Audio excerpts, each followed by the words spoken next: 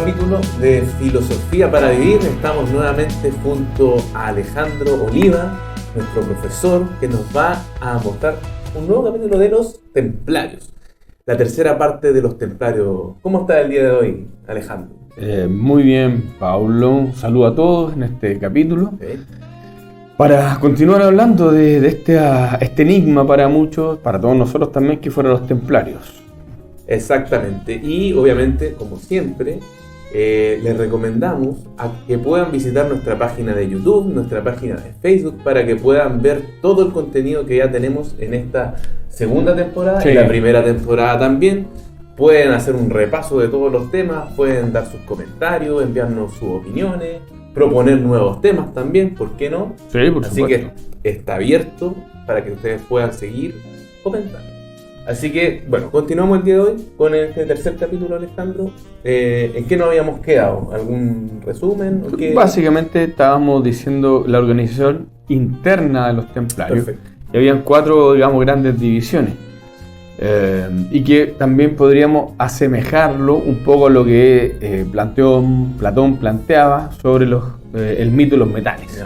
¿Ya? El nivel más alto, diríamos así, serían los caballeros combatientes. ¿Y cuáles eran las funciones de los caballeros combatientes? Primero, eran jefes militares y tenían una formación mucho más profunda, mucho más fuerte que todos los otros.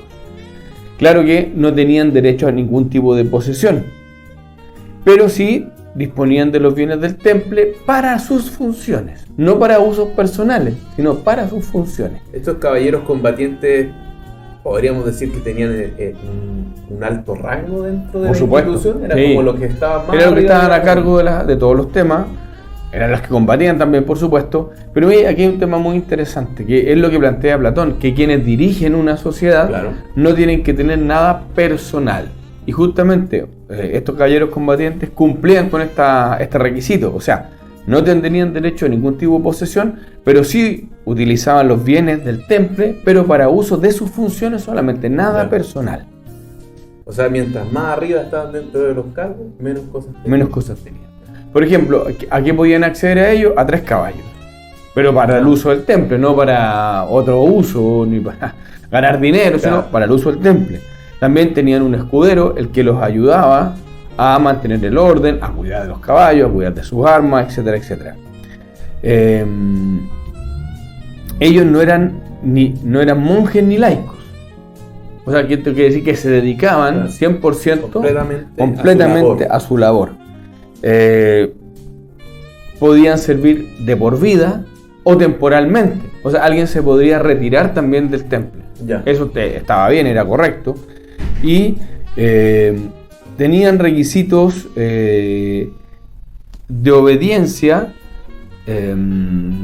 tenían requisitos de no poseer bienes, como decíamos, respetaban las costumbres, y su función era guardar la tierra santa. Alejandro, mencionaste al principio, muy parecido a lo que es el mito de los metales de Platón. Sí. No sé si lo hemos hablado dentro de los capítulos, creo que no. No sé si puedes darnos una pequeña historia, de qué se trata este mito, qué habla Platón respecto a estos mitos de los metales. Bueno, el mito de los metales dice que los seres humanos dentro de su corazón tienen 4 metales: oro, plata, cobre o bronce, depende de la traducción, y hierro. Y dice que estos metales están en un orden de mayor a menor pureza. ¿Y cómo lo podemos ver esta pureza? Dado su capacidad de oxidación. Entonces, por ejemplo, si nosotros dejamos el oro, la plata, el cobre y el hierro al aire libre, a la intemperie, vamos a ver cuál se oxida más rápido. Y el primero que se oxida es el hierro, luego el cobre o el bronce, luego viene la plata y finalmente el oro, que es más puro y una mayor pureza. Por lo tanto, relaciona este mito de los metales con el alma, que habrían almas más puras y almas menos puras, o con un mayor trabajo interno y otras con un menor trabajo interno. Pero cuidado, dice que el ser humano en su corazón tendría estos 4 metales. Tenemos todo ahí combinado. Todo. Pero hay algunos que tienen más oro, otros que en su interior tendrían más plata, otros más bronce, más cobre y otros más hierro. Entonces, dependiendo de la cantidad, Si yo tengo más oro, sería un hombre de oro. Si tengo mayor plata, sería hombre de plata, de cobre y de hierro. Pero todas estas cantidades, o digamos esta pureza del alma que dice Platón, ¿uno podría trabajarla en la vida? O sea, es decir, ¿podría adquirir más oro dentro de sí? ¿Podría... O sea, una de las cosas que plantea Platón justamente es la capacidad de irse transmutando o también alquímicamente ir transformando el hierro o el plomo en oro. O sea que podría haber un cambio. Pero así como puede haber un cambio hacia arriba, también podría alguien... O sea, podrías perder esta condición... porque es una condición interior. Y de ahí quizás vendría como mito también de los alquimistas. Claro. ¿Qué habría sido el alquimista? No solamente el que físicamente sería capaz de transformar el plomo en oro, sino que para poder hacerlo físico, quizás primero había que hacerlo interiormente. Entonces, volviendo a los templarios, que se tomó de ahí, estos monjes, estos grandes guerreros, serían estos como hombres de oro. Por eso que ellos hacían un juramento y estaban a cargo de la enseñanza en la orden. Y diríamos, en traducción, serían los hombres sabios de la orden. Esta estructura que toman, me imagino que ya vamos a hablar de otro, ¿será inspirada en este mito de los metales realmente? ¿O tú lo tomaste y dijiste? No, no lo sé. ¿Tenían conocimiento de Platón, de Aristóteles? Por supuesto, ellos tenían conocimiento. Recuerda que llegaban a Oriente, claro. Y en Oriente sí se mantenían estos juramentos. Por eso que en los caballeros combatientes vamos a encontrar estos hombres de oro y también estos hombres de plata. No. Que un poco también lo que dice Platón. Platón habla de estos hombres de oro serían los gobernantes, los sabios. Luego el hombre de plata serían los guardianes o los guerreros. Entonces vamos a encontrar justamente en estos caballeros combatientes que van a ver estos hombres de oro, que serían los sabios, pero también van a estar los hombres de plata, quienes son los que van a custodiar todo esto. ¿Ya? Entonces aquí hay una mezcla, porque Platón también dice que de los mejores de hombres de plata saldrán los hombres de oro, que serían los gobernantes. Porque ya este hombre de oro, como decíamos, juramentaba, era el sabio que estaba a cargo de la enseñanza, etcétera, etcétera. En cambio, el de hombre de plata era justamente el que combatía también, pero todavía no tenía la condición del sabio. Claro. ¿Ya? Entonces ahí tendríamos estas dos divisiones. Estos hombres, digamos, combatientes, pero uno serían los monjes, los grandes sabios, que estarían a cargo de todo esto, y otros serían solamente quienes tenían la formación militar, que todavía, si bien tenían una formación interior, pero todavía no eran sabios. Entonces teníamos esta doble división. Y en tercer lugar vendrían ya los sargentos, que eran servidores, obviamente, de armas. Aún no eran caballeros, pero podían llegar a ser caballeros. O sea, tenemos esta capacidad de poder ir ascendiendo, creciendo, sobre todo internamente. Claro. También podían combatir a caballo. Combatían a pie, pero podían combatir a caballo. Pero no le pasaban caballos como lo que le pasaban. No eran dueños de caballo, claro. Y en general fueron administradores de las casas de los templarios. O sea, ellos tenían una función, ¿ya? Y importante también. Y tenían una distinción porque su capa era de color pardo, con respecto a las otras que realmente eran capas blancas o rojas, dependiendo, eran de color pardo. ¿Serían los hombres de hierro? No, de cobre, de bronce. Aquí hay también elementos importantes porque son los administradores de las casas, o de todas estas, sí, de las casas de los templarios. Y una de las cosas que llegó a tener el mundo, o los templarios, fueron muchas propiedades. Que creo que por ahí lo nombramos en los capítulos anteriores, donde ellos finalmente les regalaban muchas de estas propiedades y ellos las arrendaban a un precio muy bajo para que la gente tuviera donde vivir. Entonces había un agradecimiento, recibían propiedades, ayudaban a los demás, recibían dinero e iban invirtiendo, pero como nadie se quedaba con los beneficios personales ni los bienes personales, esto iba creciendo porque todo se iba multiplicando. Sí, no había ánimo de lucro. No había ánimo de lucro, nadie se quería quedar con algo, claro, sino que simplemente se utilizaba el dinero para que los mismos templarios vivieran a un precio mínimo y así seguían creciendo. Entonces esto es una forma muy interesante porque en algún momento llegan a tener muchas propiedades en Europa. Sí. Incluso hay mitos que se dicen que eran dueños casi de la mitad de Europa o más. De ahí el gran peligro que pudieron tener para el poder. Para algunas instituciones de poder. Entonces estos administradores sargentos eran muy importantes porque tenían que cobrar lo justo y administrarlo correctamente. Insisto, como nadie se quería quedar con nada, era fácil administrar porque también vamos a ver que tenían una vida religiosa con muy pocos gastos, o sea, lo mínimo, no tenían que tener lujo, nada de esto. Entonces vemos cómo empezó a florecer rápidamente este elemento material que lo utilizaban, pero no usufructuaban de él, como claro, muy bien tú dijiste tú. Y finalmente teníamos los maestros artesanos. Que sería la base. Que sería la base. Los de hierro. Los de hierro, claro. Y que no hay que decirlo peyorativamente, sino que tenían otras funciones, claro, que tenían mucha importancia. O sea, el que estuvieran, digamos, en una base no quiere decir que no tenían importancia, al contrario, tenían gran importancia, porque ellos podían ser incluso, pertenecer a la cofradía como sacerdotes o monjes, o también podrían ser laicos, solamente cumplían funciones de trabajo. Y ellos tenían una gran importancia con respecto a la enseñanza que ellos pudieron adquirir y que se les entregó. ¿Por qué? Porque, por ejemplo, vamos a tener los grandes constructores de las iglesias y ellos recibieron toda la enseñanza geométrica, matemática. Los grandes constructores de las armas, de las espadas, o sea, cómo poder templar el acero. O sea, que hay enseñanza profunda y que en el fondo buscaron la raíz esotérica del trabajo. Y se desarrollaron múltiples profesiones. Que recordemos, en la Edad Media se había perdido este conocimiento, por lo tanto, que bien si fueran quizás estos hombres de hierro, esta base, no era que por el contrario no tuvieran conocimiento, al contrario, manejaron mucho conocimiento. Mucho conocimiento técnico para poder llegar a hacer, para hacer las cosas. Orfebrería, etcétera. Absolutamente. ¿No? Y por eso también llamaba la atención a las personas de esa época querer pertenecer a esta orden de los templarios y más encima diciéndole que bueno, de aquí para adelante es lo que me importa, para atrás deja tu pasado. Deja tu pasado y ven a aprender. Y ven a aprender. Absolutamente. Es como una nueva oportunidad en ese momento para poder pertenecer a esa orden. Exacto. Y finalmente, digamos, como un quinto elemento que también aparece por ahí en los mitos, que podría ser los hombres de barro, que por ahí se nombran también, estarían los servidores. Y que tampoco es que sean lo peor, sino que tienen funciones básicas como labrar la tierra.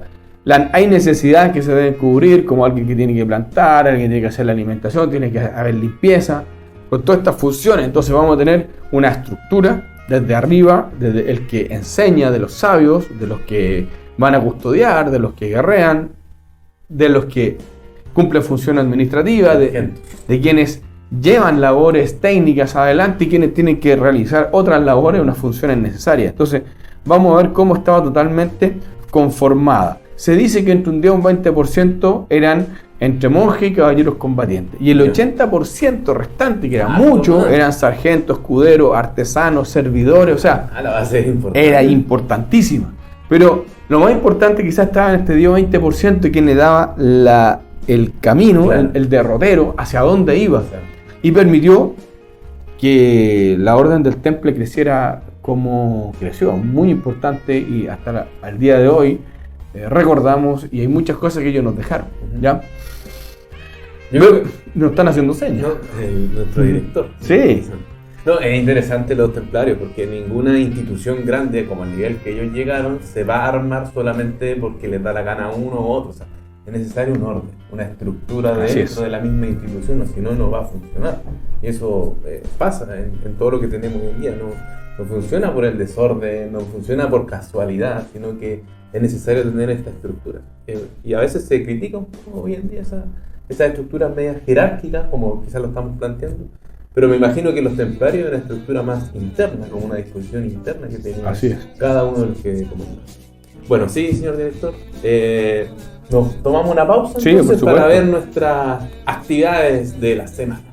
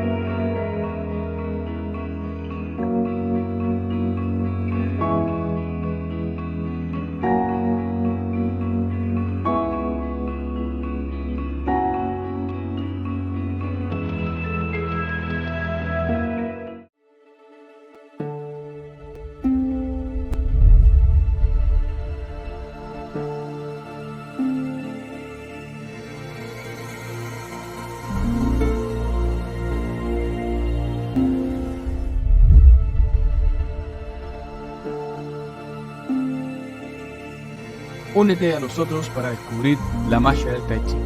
Esta antigua práctica china puede brindarte una mejor salud, reducir el estrés y darte una mayor calidad de vida. Ven a nuestras clases, te esperamos.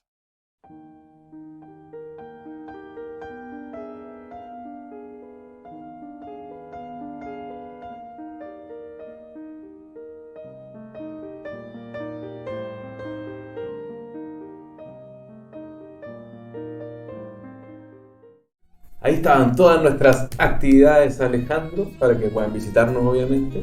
Continuamos con los templarios. Así. Seguimos la estructura ya más o menos de cómo está. Ahora, esto tiene un objetivo. ¿Y cuál es el objetivo? Uno de los objetivos. Primero es crear un ideal de vida, un ideal de ciudad, un ideal de llamada la ciudad de Dios. Que es algo que se viene ya forjando varias culturas, filosóficamente hablando, e incluso dentro de la religión, habla de la ciudad de Dios. Entonces ellos planteaban que querían crear un estado ideal, donde todos pudiéramos convivir correctamente. De hecho, otro objetivo que ellos tenían en esta misma línea, es hacer convivir las tres religiones que estaban imperando en Europa, que era obviamente el cristianismo, claro, los musulmanes y los judíos. Me voy a adelantar un poco porque el próximo capítulo vamos a mostrar algunas imágenes y comentar cosas básicas de los templarios que pudimos visitar. Sí. Y te acuerdas que fuimos a Toledo. Y en Toledo, justamente, que es una ciudad todavía medieval, que está en España, cerca de Madrid, justamente convivieron estas tres religiones, que eran los cristianos, los musulmanes y los judíos. O sea, hay una judería, hay una sinagoga. Hay una sinagoga, exactamente.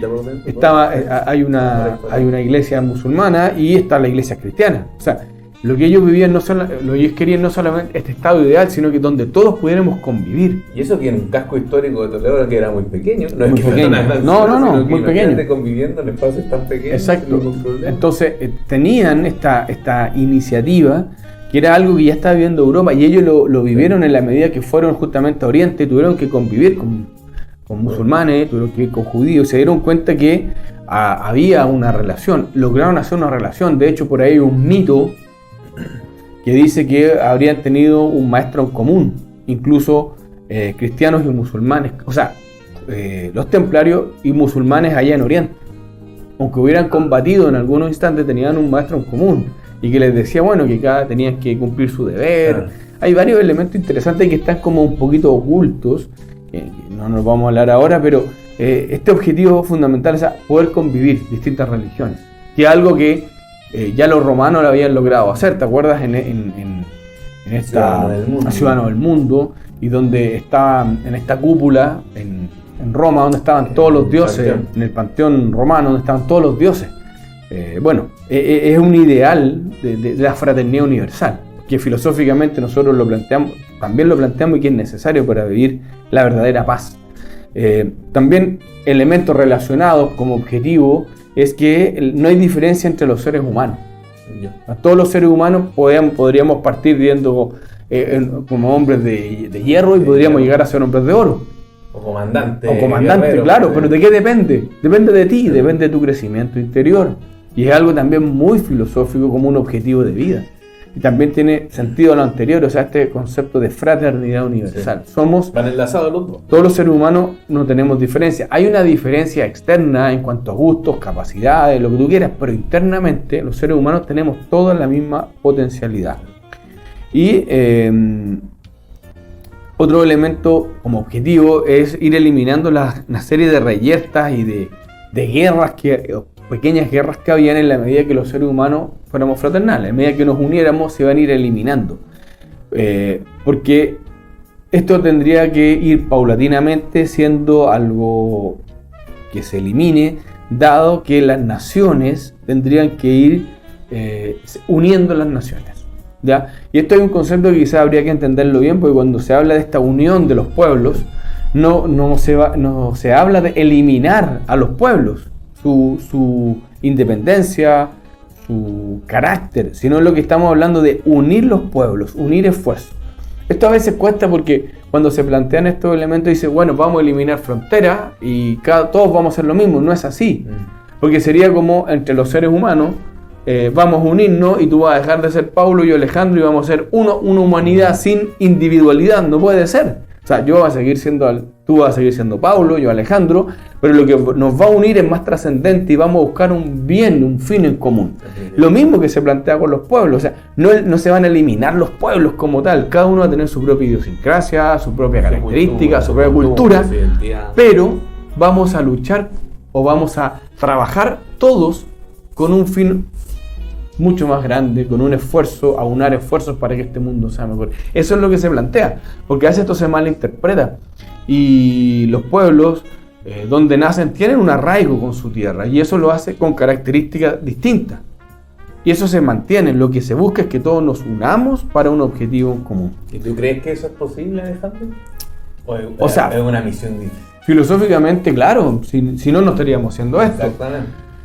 Sabemos que no es fácil, pero se puede hacer. Los seres humanos podemos unirnos, pero para eso necesitamos ideas en común. Y esas ideas en común son lo que la filosofía plantea. Y de una u otra manera, nosotros con estos pequeños capítulos, muy simples, muy básicos, en el verdadero sentido, con mucha humildad lo decimos, o sea, queremos transmitir ideas. Aquí hay mucho más por investigar, pero sin duda es una semilla del planteamiento, de dejar una semilla en nuestro corazón diciendo que podemos hacer algo mejor.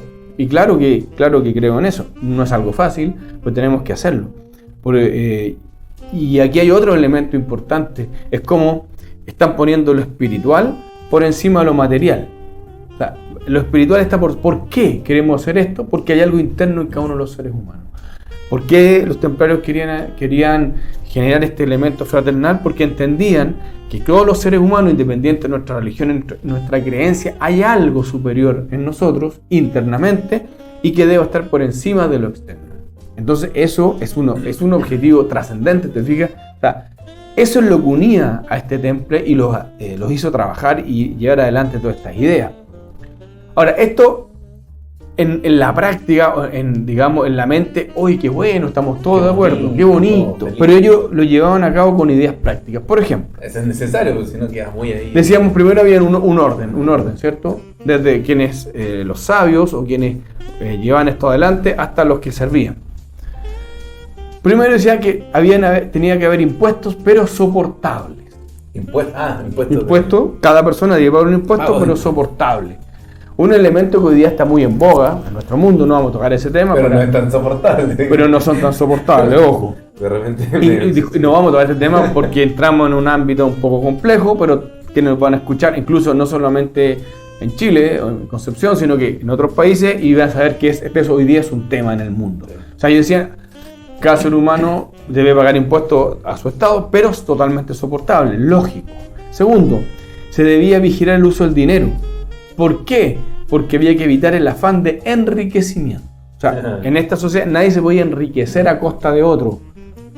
Porque aquí tomamos un poco lo que dice Platón. Cuando existe alguien que es rico, él dice porque hay alguien que es pobre. Sí. Porque hay un abuso de algo. Entonces, con esto ellos, imagínate, llegaron a ser dueños de la mitad de Europa, de mucha riqueza.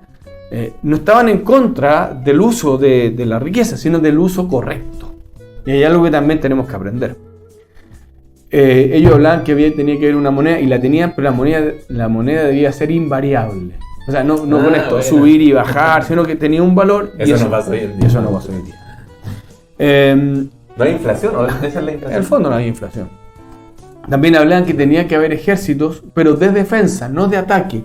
Que a ningún estado se le permitiría atacar a otro, sino que tenían que haber ejércitos de defensa, y si alguno atacaba a otro, todos iban a defender a aquel pueblo, porque aquí no había un afán expansionista en ningún caso, sino que trabajar en el bien común. No había para qué invadir a otro. La justicia para todos igual, o sea, todos frente a la justicia la justicia debe ser igual para todos, pero obviamente, en la medida que tú tenías una mayor responsabilidad en el sistema, la justicia debía ser más fuerte, más rígida, más fuerte frente a eso. El que tiene más poder, la justicia debía ser más fuerte. No pasó el día. Y el respeto por la libertad y la vida humana. O sea, por sobre todas estas ideas debían estar la libertad y la vida humana. Jamás se puede ir en contra de la vida humana. Recordemos que estábamos en un periodo donde estaba la Inquisición y aún en la misma Iglesia Católica y se quemaba a la gente. De hecho, ellos fueron eliminados por la Inquisición. O sea, y ellos decían que la vida humana estaba por sobre cualquier idea. Y para esto ellos planteaban que este gobierno debería tener, digamos, dos elementos que gobernaran. Uno de tipo, para ellos por supuesto, de tipo religioso y otro político. ¿Ya? Y que debían coordinarse y no oponerse. Y de esa era la manera como llevaban adelante todos sus procesos. Y algunos planteaban incluso que había una figura oculta detrás de estos dos, que el que realmente llevaba... Que movía los hilos. Claro, y que debía ser un regente oculto que en realidad debiera ser un sabio, el verdadero sabio. O sea, ellos estaban planteando que este gobierno para ellos estaba basado en el conocimiento. Lo que me llama la atención de todas estas ideas que tenían los templarios es que pese a que hayan pasado, no sé, 1000 años, ¿cuánto estaban los templarios? No tanto, ya hablemos 600 años desde que... La idea, o sea, 1000 años desde que nacen. Las ideas y objetivos que ellos tratan de establecer son totalmente vigentes y que hoy en día se tratan de establecer nuevamente. Y se buscan nuevamente, y se buscan. Parece ser que tuviesen como una filosofía atemporal, algo que trasciende el tiempo con respecto a esa idea. Y eso me llama la atención porque siempre buscamos, obviamente, la fraternidad, buscamos querer estar mejor con el otro, el respeto mutuo. Y obviamente el tema de los impuestos y todas las ideas prácticas que lanzaste. Sí, es la búsqueda constante del ser humano, del ser mejor, de buscar una sociedad mejor. Lo que pasa es que sabemos hacia dónde tenemos que ir, pero aún así parece que caemos nuevamente. ¿O no? Sí, absolutamente. Un poco para ser más estricto, la Orden del Temple fue disuelta en 1312. Ya, entonces han pasado por lo menos 700, 800 años desde que... Igual harto tiempo, sí. Y como para ir, digamos, cerrando esto, un resumen, que pretendían la unificación. En este caso, Oriente y Occidente. Que algo que todavía estamos en eso, unificación desde el punto de vista de la unión de los pueblos. Obviamente construir un mundo mejor, más renovado, con ideas de unidad, de paz, de fraternidad, justamente. Entonces, en el fondo, más allá y la relación que tiene que haber con respecto a la espiritualidad sobre la materia. Entonces, son elementos muy importantes que vamos a encontrar en los templarios y que finalmente mueren, digamos, entre comillas, por lo menos en la aplicación, cuando la Orden del Temple fue disuelta en el 1312 bajo el Papa Clemente V y de la mano de Felipe IV de Francia, porque fueron acusados de herejía y en una noche fueron perseguidos y se dice que murieron muchos. Hay otros que dicen que huyeron algunos templarios. Se dice que el mito ya que algunos hubieran huido hacia Portugal y ahí habrían guardado algunas cosas, algunas riquezas. Después de eso viene, recordemos, las carabelas de Colón, que tiene esta cruz templaria. Ya estamos hablando ya en 1500, o sea que se habría mantenido oculto este conocimiento, que la Tierra era redonda, los cuales habrían financiado mucho estos viajes. Luego, bueno, hay una serie de historias que surgen posteriormente con esta Orden del Temple cuando se acaba, a ser acusados de herejía, se esconden en muchos lados y gran parte de estos conocimientos van floreciendo. Y vamos a encontrar quizás que ya América se había descubierto, ellos habrían tenido el conocimiento de la redondez de la Tierra y hay mucha historia de esto relacionada con muchos mitos que no sabemos son verdad o no. Bueno, hoy día se reconoce que ya se había llegado el conocimiento de América, ya lo tenían algunos pueblos, como por ejemplo los vikingos quizás ya habrían llegado y otros conocimientos, los chinos también por otro lado. Entonces, bueno, son otras historias, son otros capítulos, pero claramente ahora estamos hablando de los templarios se disuelve esto y ellos tienen que, muchos mueren por supuesto, otros alcanzan a escapar y se esconden este tesoro templario, que también es otro mito. Siempre se han buscado dónde estaría el tesoro templario. De hecho hay una película que habla de eso, el encontrar estos tesoros, ¿El código da Vinci? ¿No? Claro, este oro donde lo hubieran encontrado, incluso conocimiento. Pero ya es parte del mito si es que efectivamente fue todo destruido o fue algo que se logró ocultar. Excelente, Alejandro. Interesante el programa el día de hoy nuevamente con esa estructura de los templarios y realmente estas 3 partes ya que hemos tenido del contenido de la Orden de los Templarios. Y el próximo capítulo, lo más probable es que mostremos alguna de las imágenes donde estuvimos en la capilla de Rosslyn, ahí en Escocia. ¿Te acuerdas un poco de esa capilla bonita? Sí, bonita. Y hay cosas, elementos que vamos a lograr rescatar acá, que vamos a tratar de transmitir. Es muy interesante lo que encontramos dentro de una capilla en Escocia, donde se supone que era un lugar más alejado con respecto a Londres, y donde habrían ido algunos a pasar vacaciones, cosas así, sí. y vamos a encontrar elementos importantes, que quizás los vamos a mostrar, espero que los vamos a mostrar, como por ejemplo se van a encontrar el maíz. O sea, hay dibujos de maíz y en Europa no existía maíz, y esto es antes del descubrimiento de América, estamos hablando en 1300. Entonces, ¿qué quiere decir? Que ya había un conocimiento, porque si no, ¿cómo va a dibujar algo que no conoce? Y así otras cosas que también son interesantes. Bueno, eso lo dejamos para el próximo capítulo. Para el próximo capítulo, porque nuestro director ya no está diciendo que no adelantemos tanto, pero sí, vamos a tratar de ordenar estas imágenes y bueno, contar un poquito de esto que fue una bonita experiencia. Que fue grabado por mí, entonces no tiene la mejor tecnología, pero bueno, cariño y el amor, vamos a tratar de ordenarlo. Sí. Así que bueno, así concluimos el capítulo de hoy, Alejandro. Muchas gracias nuevamente por tu clase, por tus reflexiones sobre los templarios, que son siempre muy importantes. Y un saludo a todos, recuerden seguirnos, recuerden comentar, compartir todos estos capítulos. Bueno, y disculpa, pero también decir que son cosas bastante simples, son cosas muy, digamos, no tan profundas, pero la idea es acercar esto a todos, ¿cierto? Y que sigan investigando y invitarlos también a nuestras escuelas de filosofía donde vemos estos temas y muchos otros, porque aquí no pretendemos cerrar el tema, no pretendemos decir que hemos dicho todo, por el contrario, solamente dejar una puerta abierta a lo que viene, que es mucho, así que los invitamos a seguir porque es filosofía práctica. Síganos nomás y un abrazo para todos los que nos están viendo, así que nos vemos en el próximo. Chao también.